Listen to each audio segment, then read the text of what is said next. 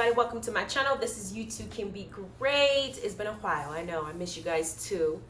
I'm still healing. The swelling has gone down tremendously. I still have a little bit of swelling, but I'm able to move around more and do some of the stuff I'm doing. I just can't move around for too long. I do have to sit down every now and then or lie down, you know, because of the swelling, and I'm not able to bend down fully and hold it. But I'm healing, I would say, probably faster than most people who've gone through what I've gone through according to the doctor. Because it's been 3 weeks. I got like 4 more weeks left apparently to all my muscles attached. So thank you so much for the support and the love. I missed y'all so much. Haven't been able to come up here and look out for some juice to put together and to, you know, to talk about, but I will. I'm also going to start transitioning into making videos without my face, just videos, you know, cutting and pasting to give you guys a gist of what's going on with the juice. All right, but let's get into this. So this episode was low-key boring, but let's get into it anyway. Now, I was like, you know what, after what happened last episode with Tahiri and Vado and then vilifying Vado and not holding Tahiri accountable for her behavior, I was like, you know what, fuck this damn shit. I'm not gonna watch this shit. Y'all full of shit. You're just basically trying to act like Tahiri's the only one who, or Vado's the only one who did something wrong, and not really letting Tahiri know that her behavior is unacceptable, because she's been perpetuating that idea that she's the only victim in that scenario, and she continued to do it this episode. And the way that they're treating him like an outcast, I mean, he came into this episode with like a hoodie on, you could barely see his face. I know he's embarrassed because of how they're treating him. I don't know who convinced him to stay. Do you need money that bad, Vado? Because I don't think this show was worth it. I would have been like, you know what, I would have given them this speech. You know, after what happened, you know, I think that it's best for me to go and leave the episode and work on myself. I don't want to be with Tahiri because I think our relationship is not healthy. I'm very apologetic of how I treated her, but I don't think that I want to be with her. I don't think it's for my best interest or hers. So I'm going to exit the show because there's no reason for me to be here anymore. And I would have bounced, because y'all not about to sit up here and kind of use me as a pawn. They didn't let him stay in the house. He can't stay in the same room with Tahiri, even though she says she's not scared. And then they were like, oh, Tahiri did, you know, because of Vado's behavior, Tahiri can ask Vado a question, but Tahiri doesn't get asked the question too. I would have asked her, according to Vado, like, hey, I need to know if she feels like she has a little bit of responsibility to take in how she treated me. Because Tahiri's question was, I want to know if he's remorseful. Because Tahiri knows, ain't no man in their right mind will be remorseful after the way you act. You over here lying because you want to make him look bad and make him look worse. That's why she asked the damn question with her sneaky ass. Anyway, now, let's get into the episode. The episode begins with, we got Willie talking to Shonda about the lie detector test, because obviously we know he's nervous. He done cheated on her 12 times and then some. Might as well act 13 to it, but he just doesn't want to have to deal with Shonda's mouth again. Then we got Devon and Phaedra in the kitchen cooking breakfast, I think, for everybody. And, you know, Phaedra is basically acknowledging that Devon really loves Hazel. I don't know why, because after this episode, I really can't stand her ass. I understand why Berg was willing to fuck her, but not wife her or be in a relationship with her. Hazel is a lot, and she's very controlling. I feel like she has Devon on a leash. She's 35, he's 25. Or however many age he is, and I feel like because of how young he is, she uses that as like a bone to pick at every single time, because I didn't see Devon saying anything disrespectful to her or to Phaedra or about her, but here comes Hazel acting a fool. You're gonna talk to somebody, some bitch, about your bitch. Number one, the fact that she calls herself a bitch is what makes me question her IQ. Number two, the fact that she's out here picking at this young man who's out here making her food and glorifying her and saying wonderful things and saying he takes care of her, but she basically is unappreciative of the things that he does because he doesn't have as much money as she does. According to her, she feels like, I got the money, I can treat you some type of way. That's a problem with some women out there. Relationships are a partnership that you work together. It doesn't matter if you make more money than the guy. If the guy is bringing something to the relationship, the woman is bringing something to the relationship, you have to respect them in the same way. I don't care if the girl is the housewife or if the man is the housewife and not working and taking care of the kids. They're bringing something significant to the relationship, because who would take care of your kids had you not been there? You can't leave them with strangers because you don't know what the hell somebody's going to do to your babies. So clearly you have someone that you can trust and have peace of mind when you're at work. Why? Who are you to treat this person like they're not, like they're less than? The way Devon handled Hazel by basically telling her you need to act your age and not, 35 years old and start acting right was correct, because he needed to let her know, if you're gonna keep talking about me being young, I'm gonna tell your asses, oh, where's the gray hairs in your cooch? Because I've been there last night, it was there. The way that Hazel was behaving, acting like he could just be tossed away, talking about, I feel like he wants me for clout. Girl, you were chasing after Berg and he treated you like you were a piece of dirt underneath his shoe, like you were scum, threw your purse all over the street, and then went and started messing around with Tierra Marie. Okay, and your other friend at the time, Masika. You were chasing him, crying all over town about him. He's talking about how Berg is this, Berg is that. I want to be down for you. You got somebody who's down for you, and you're dogging that individual out.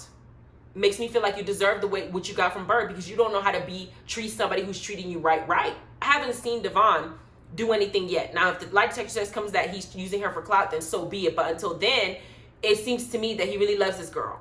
Then they get to the part where they got to ask questions.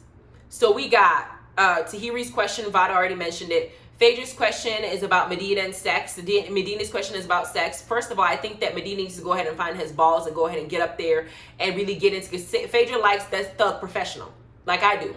I want somebody who's professional, entrepreneur, who can wear a suit and pull it off and just look good in the suit. Go out there and really go out there and make some money for our household and do what you need to do. But when the doors close, you should be able to come up to me and be like, you know what, take your clothes up and bend over there. I'm like, yes, daddy.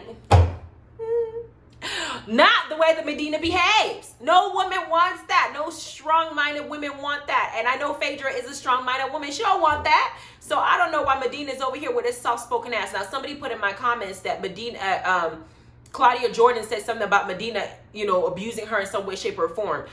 I don't know if I believe Claudia Jordan, because there's some shady shit that she's done over the years. I don't trust that girl. But I do know Phaedra, and all the scandal that she's gone through with Apollo, is she felt like Medina was going to do something like that, or even thought it was true. I don't see her showing her face on reality television after Real Housewives with somebody that could also put her in another scandal. I just don't see it happening. But that's what it is. Willie gets asked a question. His question is, does he think that he can stop cheating for the rest of the relationship? I'm going to answer that for you, and I'm not a lie detector test person. No, he cannot. And I'm going to explain why. Then the next question Willie asked Shonda, can she really forgive him? I'm going to answer that too. No, she cannot. If you only cheated on this person one time and then made all efforts the next 12, 13, 14 years of your relationship, doing everything you can to get her to trust you, then I would understand your point of view. But the fact that you have cheated on her with over 12 women, when you only been married for a period of 12 years, you had one woman each year. You have no respect for your marriage. That little crap, crocodile tears that you cry because you were afraid that your daughters will pick the same guy as you is full of shit. Because I see your behavior in the club talking about, I've never had a hall pass before. Yes, you have. You gave yourself 12 hall passes without your wife's permission. You didn't already have the hall passes enough for 12 different marriages. You don't need to be going around looking for somebody else. Then we get to the lie detector part. Corrupt and Tony had already been gone. They get to testing. They do their test. Now they're not going to give them the test. They're going to go to the club. They say you have a hall pass, but before they go to the club, Judge Lintola lets them know that 3 people came up deceptive. And she says she's not going to let them know until next episode. We already saw that one coming, because they want you guys to watch and, figure out who's lying, to keep you guys, viewers coming. They get to the club. Devon is at the point where he's had enough. Hazel is like causing issues on top of issues and making him feel like he's doing something wrong, even when I feel like he's not. It's almost like she's using reverse psychology to make this guy beat him down even further. Maybe she feels like if she knocks him down a peg because of how handsome the guy is, because he is a fine guy, that maybe she would not be cheated on, or she would not be walked all over if she's the one dominating the relationship. What she doesn't realize is she's suffocating that man. Tahiri, on the other hand, is like, playing the victim as usual. After being in so many situations like this, you just don't know. You normalize it, and you normalize abuse and stuff like that. But abuse could also be verbal. Girl, shut up. You're not a therapist. You're part of the issue. I don't feel sorry for Tahiri, okay? I'm sorry that she's been through several situations that I don't think a woman should ever go through. But the way that she's behaving and the way that she's handling Vado, and the fact that she's not taking responsibility, makes me not empathize with her plight. You're just as much the problem. So whenever she opens her mouth and wants to play the victim, I'm like, girl, fast forward. I don't want to hear what you have to say. They get to the club. The men are separate. The women are separate. Devon, being that he has so much on his mind, is now drinking his pain away. And he drank so much that his ass was puking on the way home in the bus. Okay? He's already fed up. And I was very pleasantly surprised to see that Devon was the one who was actually chasing all the women away from the table. Willie was over there ready to flirt, talking about, I got a hall pass. Shonda, on the other end, let another dude come up to her, because Shonda's beautiful with her fine self. Another guy will come up to her, talk to her. He whispers something in her ear. And I felt like she had every right to let him do that, because all the years that Willie's out here walking around acting like Shonda's not beautiful enough to get another dude to be up on her business, trying to be faithful to this man that's not faithful to her, he needs to understand what he got. She's just as beautiful. If I was her, I wouldn't waste my youth. I would go out here and enjoy myself too, because he don't give a damn about this relationship. He's out here still flirting, talking, and you just asked him a lie detector test, can you stop cheating? really had something to say about Devon moving all the girls at the table. He had something to say about Phaedra not having sex with Medina, talking about why won't you give the man none. All Willie cares about is satisfying the urge that his penis asks him to satisfy. It goes directly to whoever he's pointed at is who he's going to give it to. He don't care about nobody but himself. He's very selfish. His goal is not to provide or protect for his protect his family, because he's out here now in the club when his wife is not there, overtly flirting to where Medina actually noticed and said something like Shonda would have killed him if she saw what this was going on, because he doesn't know how to control himself when he's around people. He thinks he's so fine that he doesn't know how to control himself. While Devon was kicking these girls away, the girl had the nerve to tell him, fuck you. Devon said, well, fuck you too. I just told you I got a girl. Peace out with your hoe ass. And I appreciated the fact that he stood his ground. As 25 years old, as young as he is, he was able to maintain himself. After watching Devon's behavior in this episode, irrespective of us getting the results, next episode, forget the results and his ass, is chasing for clash, I'm going on him then. But for now, I feel in my spirit that Hazel does not deserve this young man, because the way that she's treating him. I did not like her behavior the whole episode, and I didn't like how Judge Little and everybody was treating Vado in this episode. Tahiri still gets on my fucking nerves. I love her. She's beautiful, but she's getting on my nerves with it. She's behaving. Medina is just boring. Every time he speaks, it's like rainfall. Like I feel like I'm supposed to go to sleep. Okay? But that was this episode. The next episode is the ring ceremony. They're going to have to make their choices. They're going to have to decide if they're going to be together or not. And being that they're going to release the lie to test, Shonda is saying, well, if he's cheating or if he can't do this, then I'm going to leave him. You're not going to go anywhere, girl. 12 years, 12 women he cheated. You're still in that house with him. The moment that he told me that, I would have got up and left. There's no way. Because I don't know how many spirits you done traded your souls with, and you're over here trying to touch me with it. No, I would have left. And I would have let the heartbreak sink in. I would have gone through the process of letting my children adjust to the new life. And I would have just rotted out, go to see a therapist, talk to a therapist, but I would have dealt with the pain, cried, drank it, whatever I had to do, but I would have gotten the fuck over it and moved on with my life. Because this right here, girl, you're still young. And you just had a baby by this motherfucker. No, you don't deserve to be treated this way, period. Now, that was this episode. That was my review for this episode. I want to take a minute to go ahead and send out my condolences and commemorate Black Panther actor, the guy who played T'Challa. I keep forgetting his name. All I know is I remember him as Wakanda Forever, and it seems like there was a picture I saw a long time ago with him super skinny, and his face was like sucked in. When I saw the photo, I thought that maybe he was losing weight for a movie that he had to play, that he was just losing weight for that, because it does happen. They lose a lot of weight to play a certain role. But I found out that he died. That was because he had colon cancer, and he was still battling it at the same time while he was making all these wonderful movies for us. We saw 21 Bridges, He Did Get On Up, and he's battling that. And because he's so young at 43 years old, it's not something that a lot of young men think to do, is go and get themselves checked, because they're so young. They don't think it's something that they need to be worried about, and insurance companies don't really broadcast that until they hit senior citizen age.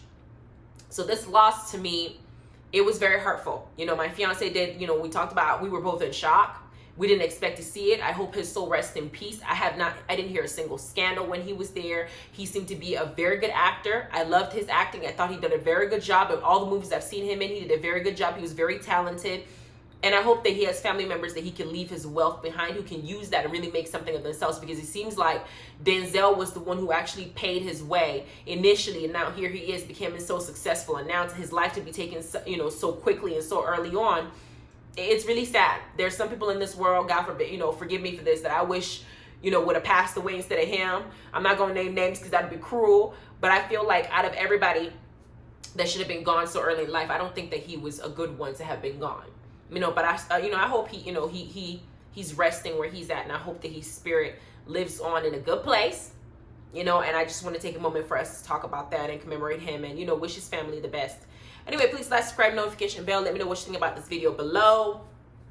I was gonna do Real Housewives of Potomac last week, but I didn't feel so well. My stomach was hurting.